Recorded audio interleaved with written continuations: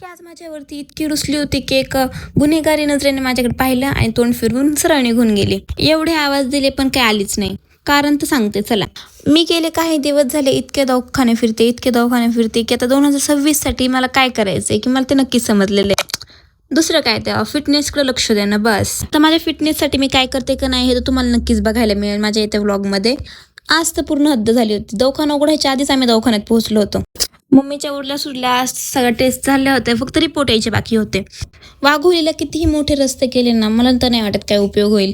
जे ट्रॅफिक होणार आहे ते होणारच आहे. सकाळ सकाळ मम्मी सोबत डॉक्टरकडे जाऊन आले, नंतर आशिष सोबत डॉक्टरकडे गेले. गेल्या 15 मिनिटापासून त्याला एकाच ठिकाणी आउट होताना बघून मी इतकी कंटाळले होते ना, तर हा स्पिनर सोबत खेळत होता. त्याच्या हातातलं घेत होते, त्याने खिशातनं काढून दिला. माझ्या मम्मीला ना डॉक्टरांनी वजन कमी करायला सांगितलं होतं आणि त्यात ती इतकी कारणं देत होती. त्यातलं एक होतं म्हणजे कपडे, तर तिला पहिले कपडे घेऊन दिले व्यायामासाठी आज. अरे चिंकीचं कारण तर सांगायचं राहूनच गेलो, ते म्हणजे आमचं मन्या. त्याला पेट करून घरी गेले आणि तिला मांजरांचा अतिशय राग येतो. तिला त्याचा वास आला, ती माझ्यापाशी आलीच नाही. तुमच्या घरात कोणी असं नखरेला प्राणी असेल तर मला कमेंटमध्ये नक्कीच सांगा आणि फॉलो करून जा. बाय.